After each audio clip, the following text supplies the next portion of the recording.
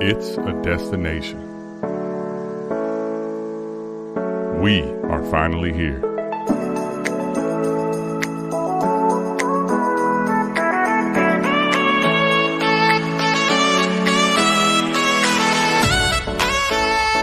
Let's go.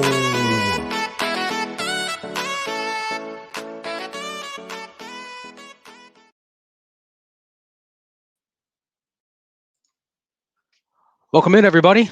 Sunday night. I know everyone's probably watching the playoffs.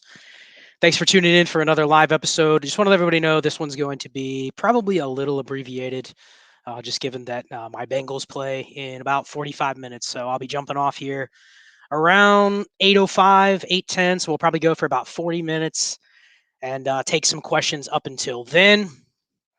Got to highlight Eric. We are finally here. My co-host on America's Game. If anybody isn't listening to that or subscribe, check out the Destination Devy podcast feed. You can get America's Game and all the other shows on the feed. What's going on, everybody? As always, I'm your gracious host, Scott Connor at Charles Chill FFB on Twitter. And I had a couple topics I wanted to bring tonight. Like I said, this is going to be an abbreviated episode, but I wanted to talk about a couple things. I'll take some questions. Real quick, I want to share this. Cobra Kai, good luck, Scott, tonight. I think the Ravens will keep it close. I agree. It's one of those games where it just feels like, I stepped outside for a little bit. It's about 25 degrees. It's just cold enough to make it a little bit annoying if you're not ready to play. So it's one of those games where it just has a feel of a, 24-19 type of game, maybe even lower scoring. Kind of like last week's game, but obviously the Ravens have some guys that they didn't play last week. So we'll see how it goes. But I wanted to get into a couple topics before we start. As always, you can subscribe to the newsletter below. You can see Destination Devy newsletter at allgas.beehiiv.com. Put in your email. You'll get a weekly newsletter sent to you. It's usually Saturday mornings, Friday night. That's when I usually get it. You can check out all the content from all the DD creators over there. A lot of topics that are covered, not just Dynasty, not just redraft, DFS, gambling, deep Dynasty waivers. I know Eric usually puts in stuff from things we talk about on America's Game and stuff that we're doing in our own leagues.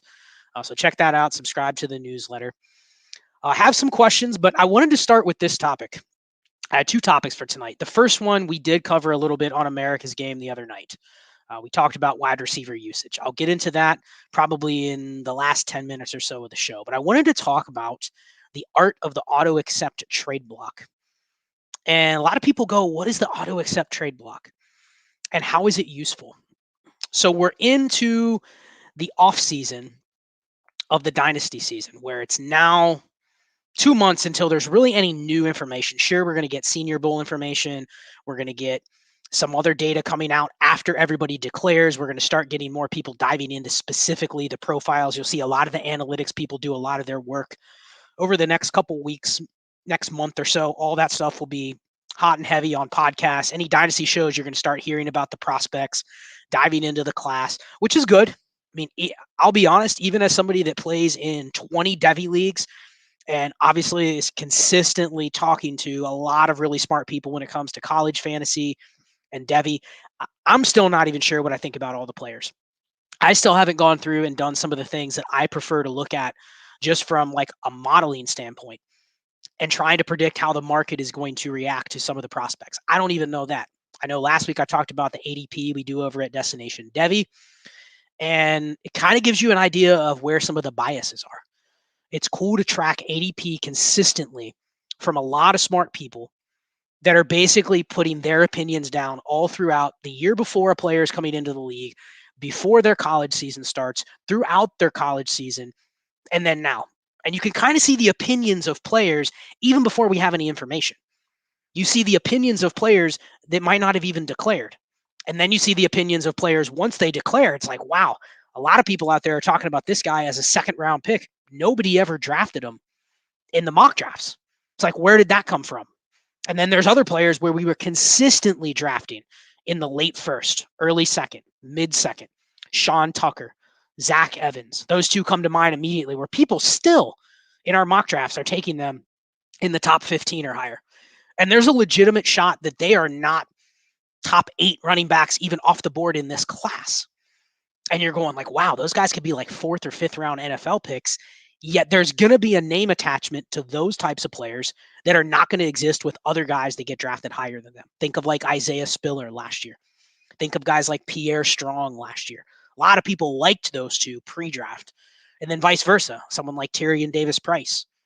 Nobody really even thought he would go in the first 4 or 5 rounds. And then boom, he shows up in round 3. So wanted to talk about the auto accept trade block. I'm going to fire this up. This is what it looks like. So basically, what the auto accept trade block is, you go into your league. I recommend using probably some sort of HTML formatter to go in and put this, especially in MFL. I don't have an example of what it looks like in a sleeper league, but in MFL, go into an HTML formatter, type this in, and then put this in your trade blade on MFL. If you're playing on MFL, this is what it looks like right here. As you can see, essentially, I put in the player line by line and exactly what I am going to ask for them in a trade. And this is what it looks like. And it takes 10 minutes to go through and do multiple leagues like this.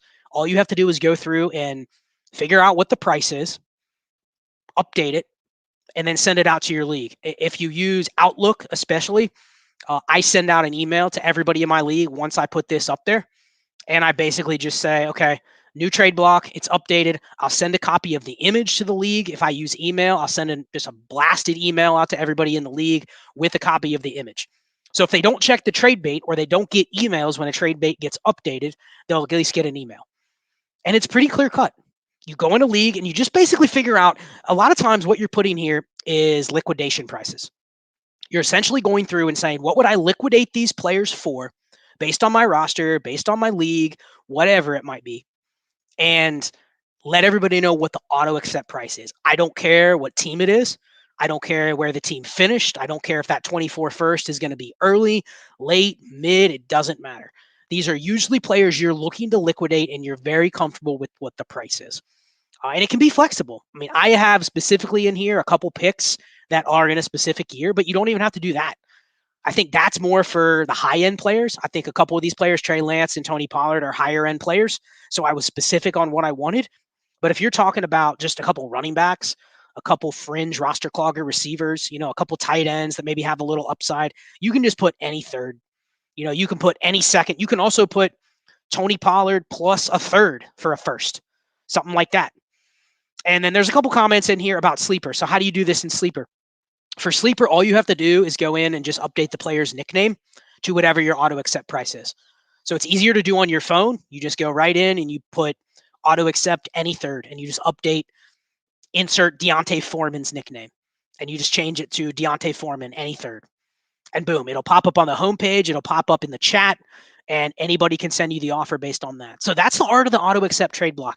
Now, does it work?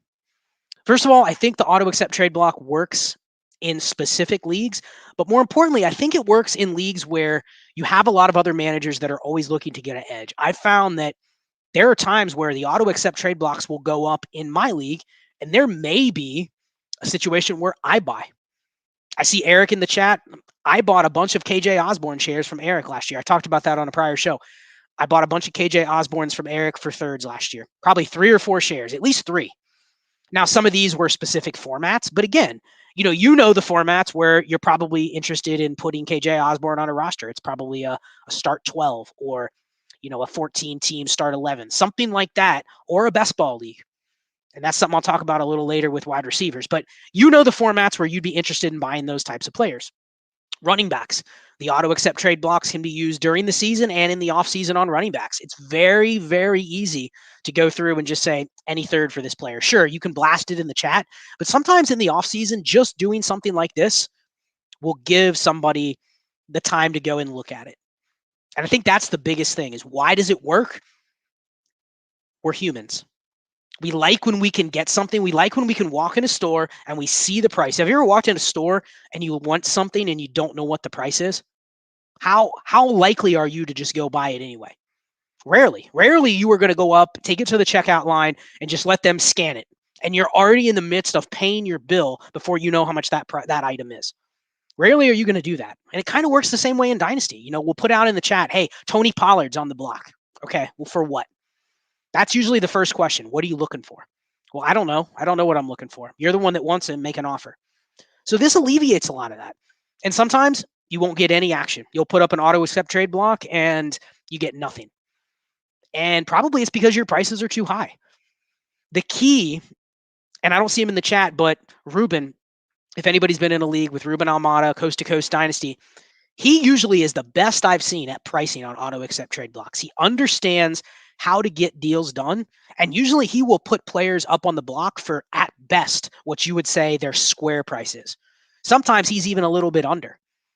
But I think the point is, like Ruben does, is it is a fair price. It is, I would even pay this for a player.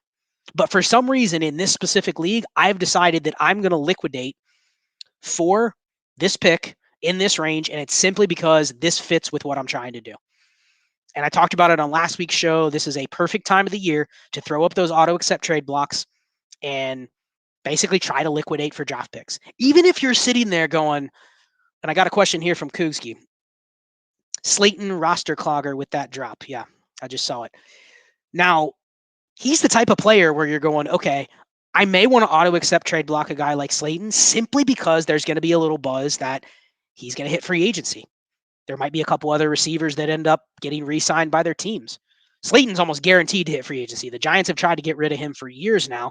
So he's going to be somebody that may sign the random Zay Jones $7 million a year contract. He may sign the random Nelson Aguilar $10 million a year contract. And you're going, wow, we have to now respect this player as a non-roster clogger.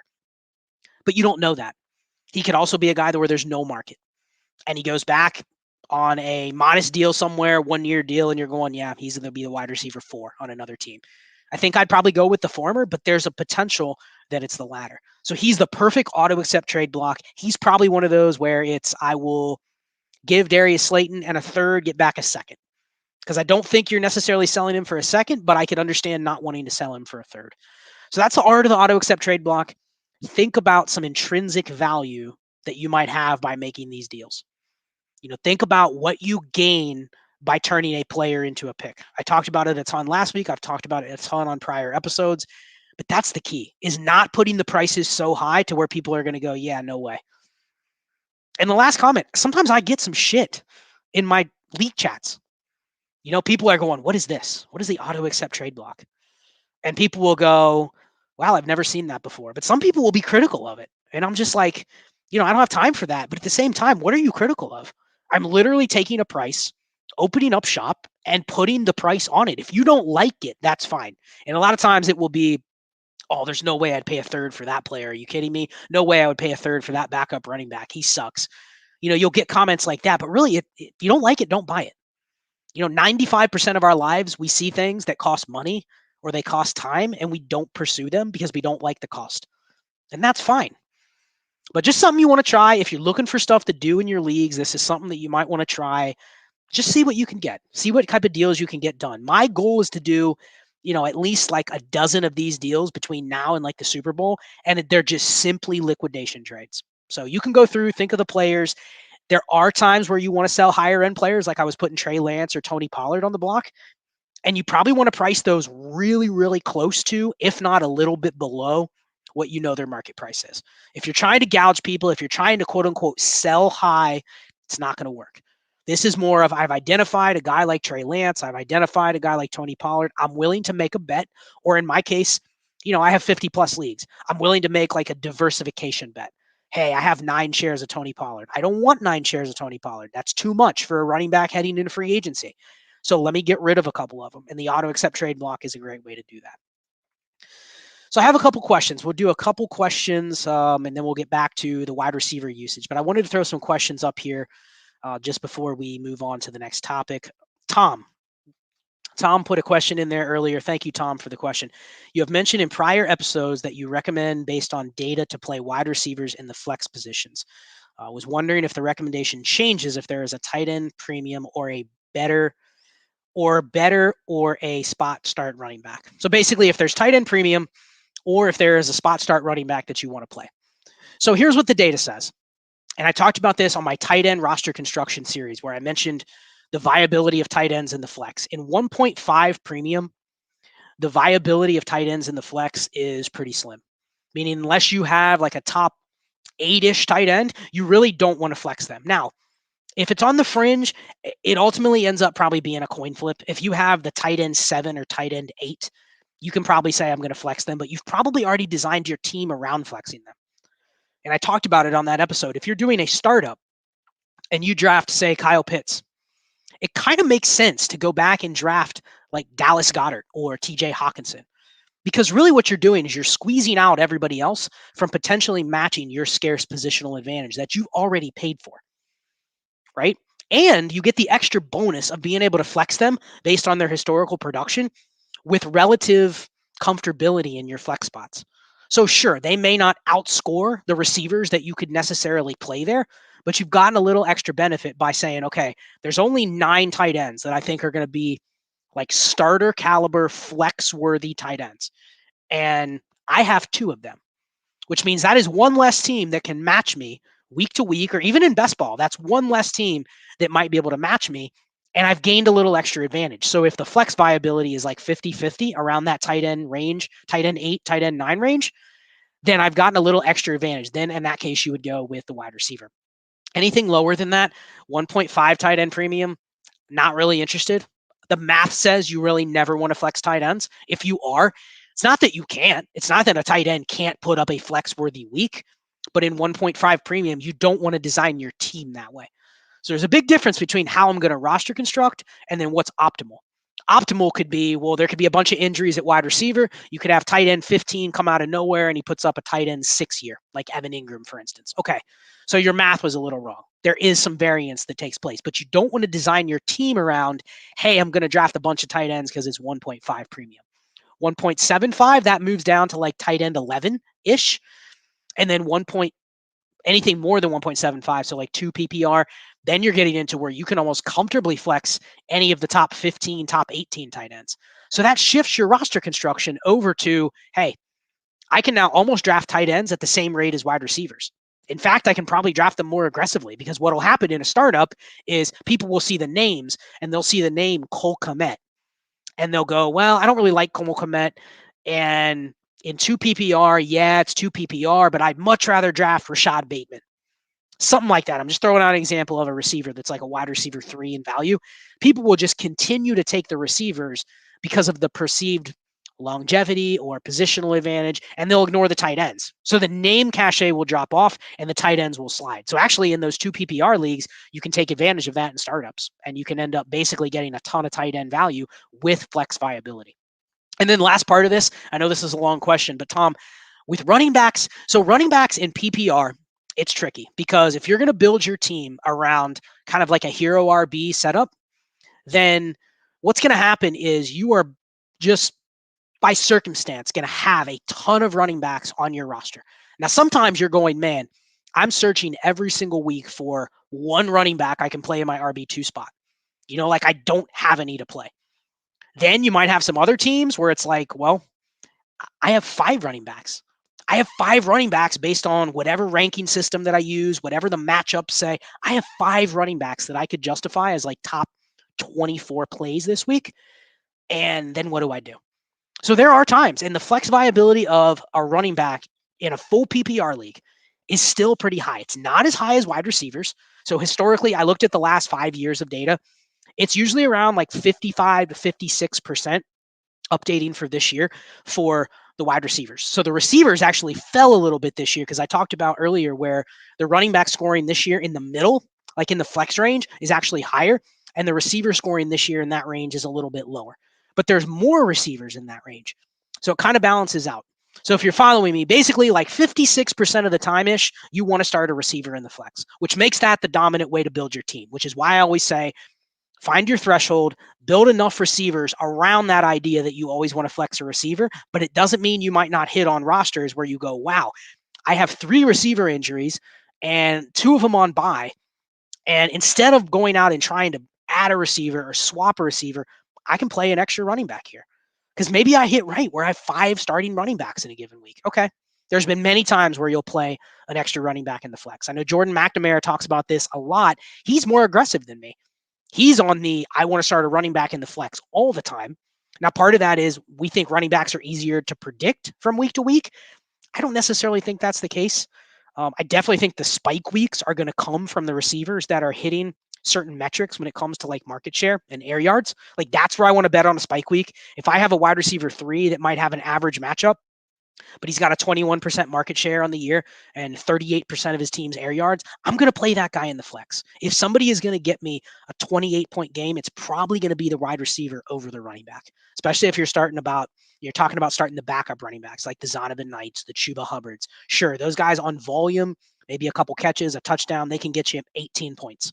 But the odds of getting a super high spike week on one of those guys is much lower. So I hope that answers your question, Tom, that there is viability to start running backs as well. You just don't want to build your team around it. If you end up lucking into it, then fine. But you just don't want to build your team around that specific type of build unless you have to. So a couple other questions. I don't think I'm going to have time to get to all of them because we're already 21 minutes in, which is pretty crazy. Time flies. I wanted to throw this up there because Dominic asked a question about T. Higgins.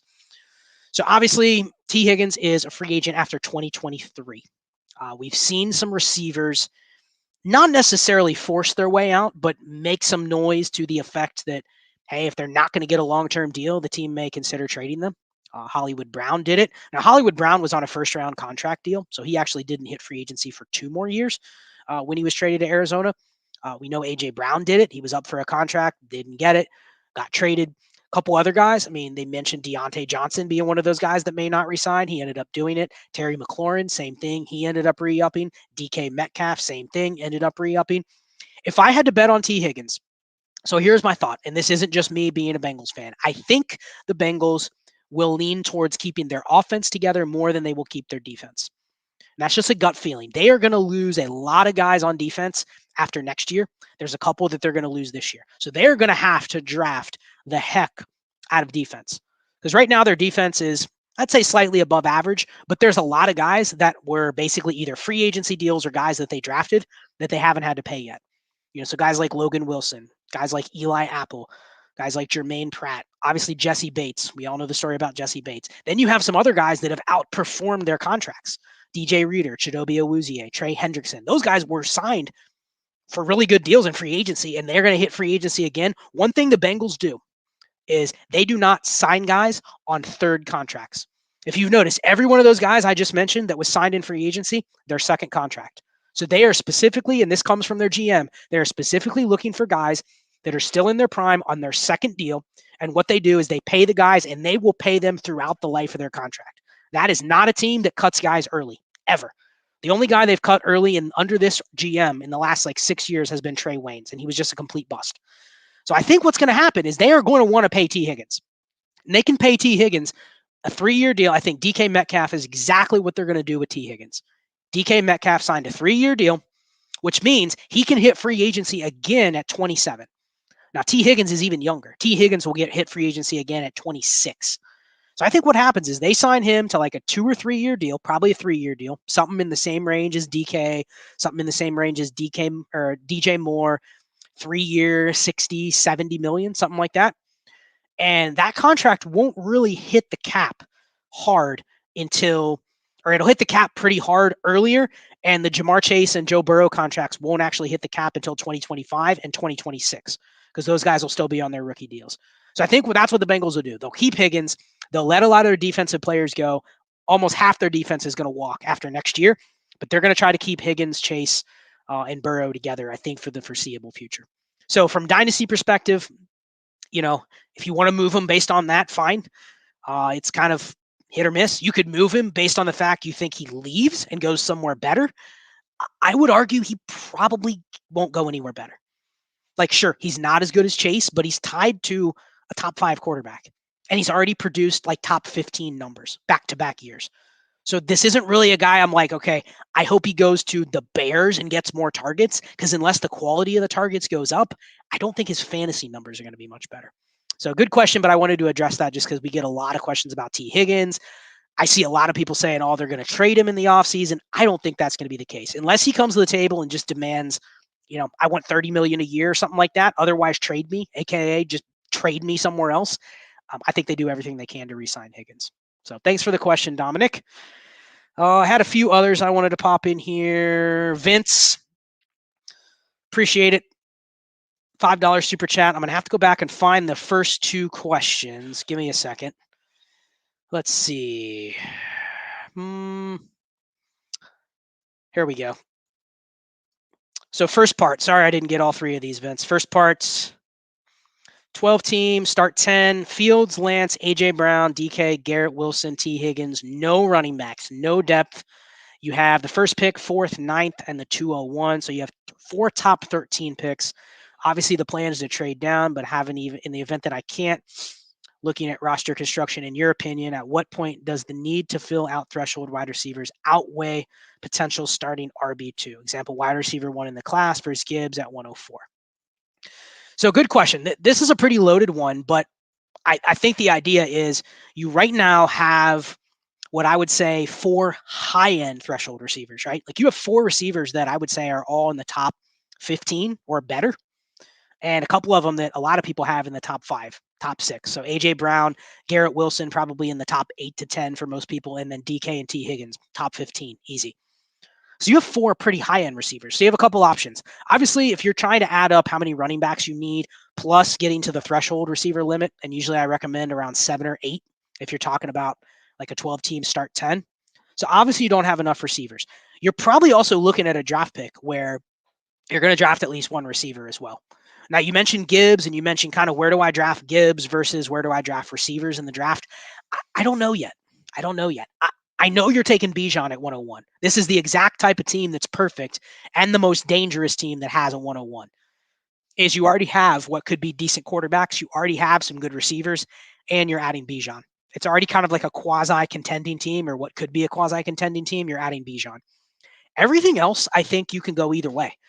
So sometimes what you can do is you can say, I'm just taking best player available, but the less running backs, obviously, that you prioritize high end. So let's say you pass on Gibbs for the wide receiver 1, or you can pass on Gibbs for a quarterback. Like all you have is Fields and Lance. Like there's a chance you take a quarterback at 104. Say Stroud or Bryce Young falls there. Okay, I'm going to take a quarterback potentially. You could look to move the pick. I'd be fine looking to move that pick, the 104 specifically, for an elite quarterback. Another option, can you trade the 101 and get an elite quarterback? Can you trade the 101 in a package to get Justin Herbert, to get Trevor Lawrence? Can you do that? I'd rather do that than draft a running back. But all that does is it shifts my roster construction over to, okay, if I'm trading Bijan and I'm okay drafting best player available at the other picks, I know I'm going to get 3 really high profile picks. I just don't know what. I might end up with 3 receivers. I might end up with 2 running backs and a receiver. But the idea is to plan your roster construction around the rest. If you have any late picks, 3rds, 4ths, waiver wires, that's where you want to make sure you grab any running back that's breathing. I mean, we talk about that all the time. Eric and I talk about that on America's Game all the time, but I absolutely mean that. Like you have to get any running back that potentially could be on a roster. Forgo most rosters that I look at have a ton of clogging receivers. And you know who they are. It's very easy to figure those out.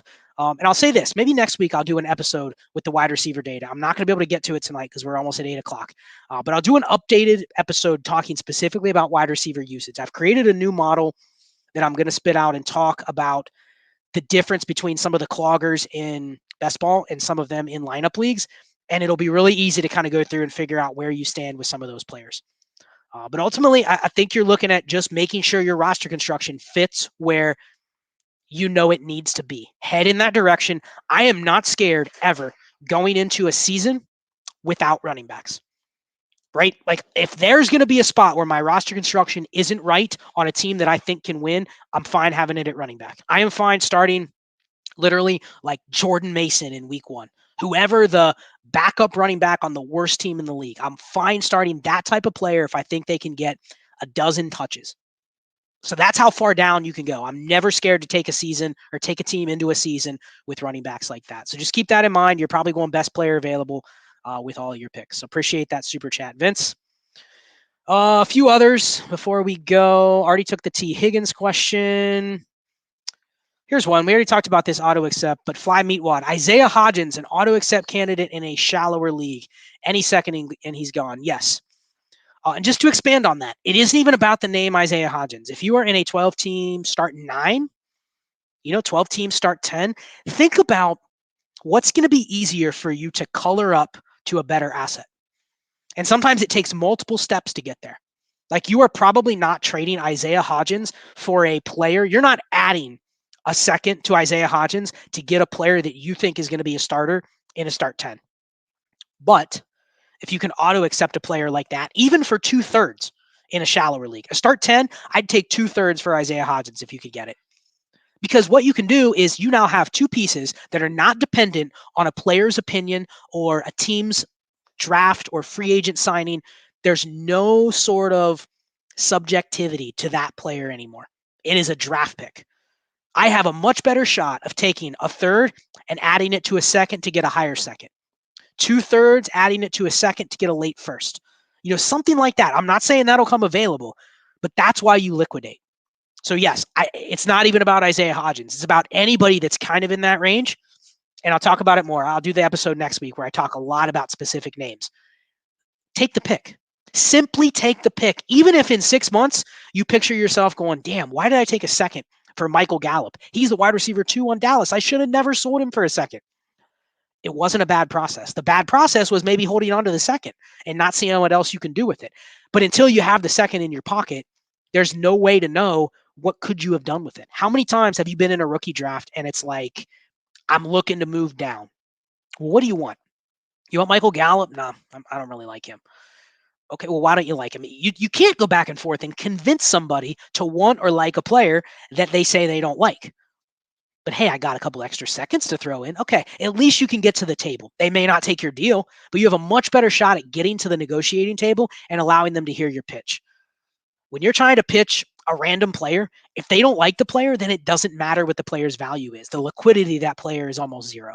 So that's why you put players like Hodgins up as an auto accept, and you don't try to overcharge. You don't tell yourself, man, he's going to be the number 2 on the Giants next year. Their offense looks really good. I want a second. Well, okay, I get it. But if you don't get a second, the risk is you just have Isaiah Hodgins. Is he really that flexible? Can you move him in a type of deal anywhere? Probably not. So that's the magic behind the auto accept trade block. Got some other questions. Let's see what's interesting. I'll take 2 more. I saw Fizzle Dollars put one in there about, let's see. No. Here's one. Cold World TDE. What's the auto accept for Skylar Thompson? I actually talked about Skylar Thompson on the quarterback episode. Like, I actually would probably be willing to buy Skylar Thompson. If you don't believe in Tua, like Skylar Thompson's going to be the backup next year. And not saying he was great today, but he's got reps. Like, I don't see the difference between Skylar Thompson and some other backup quarterbacks in the league right now that you might have been picking up during the season. So it's probably a third, but he might be one of those where, can I get, Eric and I talked about this on America's Game, can I get 3 players for a third? Can I get Skylar Thompson and 2 old-ass running backs for a third? And it's literally just giving me 3 shots. And all I need is something to break for any of the 3, and I might be able to get a third for any of those. So that's an interesting one. And yeah, I saw this in here. Not good at putting this. Yeah, there we go. You put this up there, any running back on a 53. Yeah, that's another motto that I go for when you're talking about those thirds. I want to sell running backs for a single third. I want to buy running backs. I want to buy multiple running backs for 1/3. So can I buy 3 bodies for a third? That's going to be a really interesting hypothesis that I'm going to try this year is if I have a bunch of thirds, instead of just drafting 1 for 1, a bunch of players, can I get 3 players for 1? So just an interesting question with the auto accept block on there.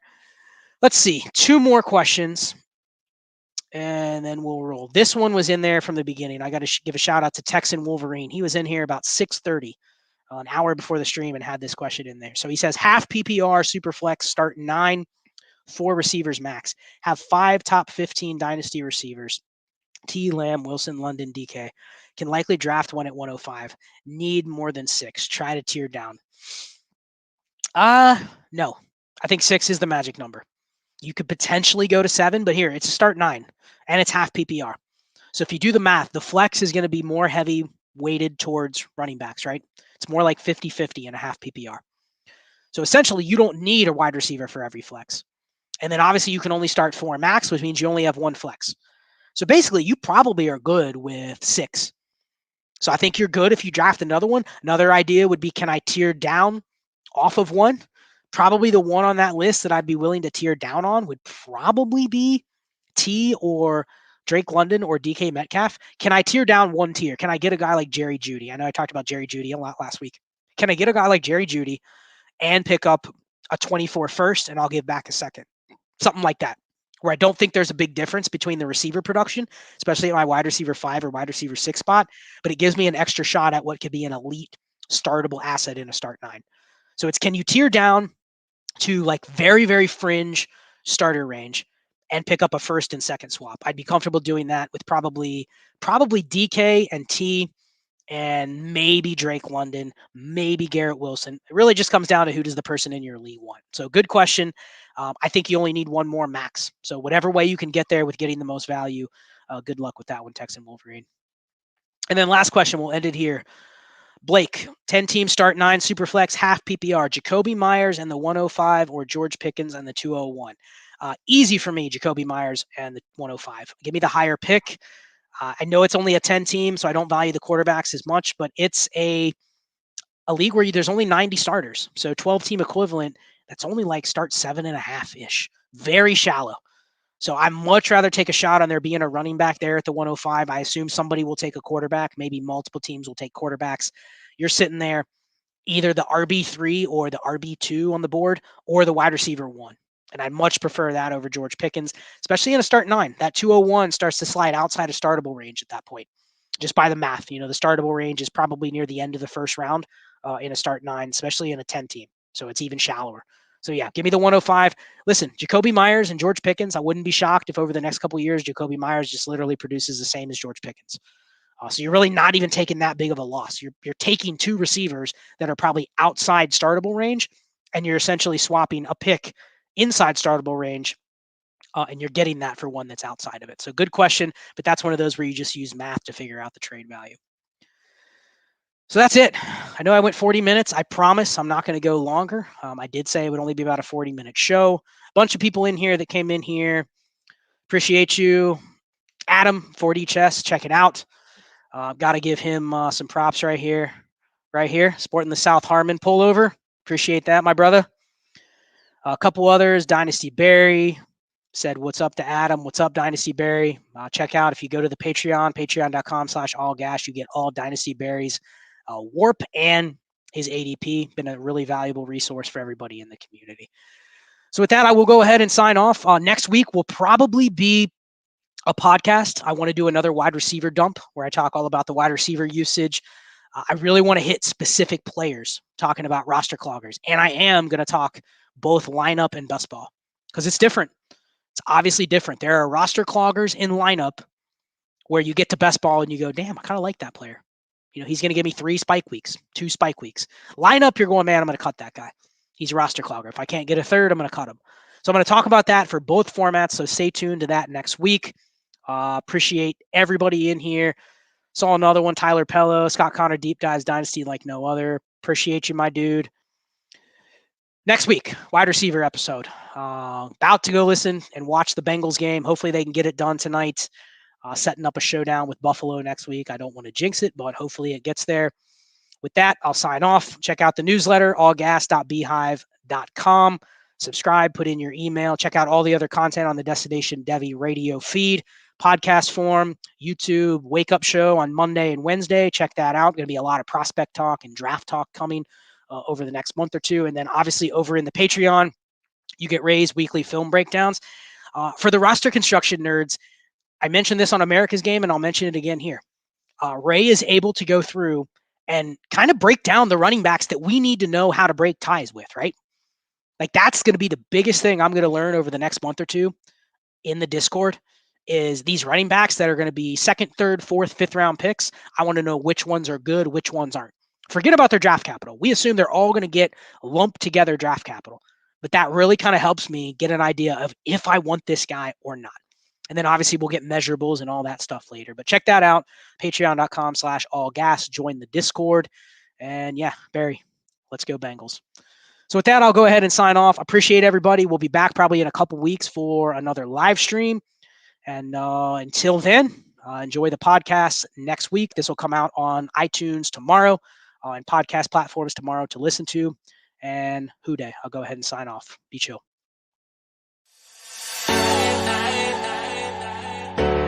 When I wake up,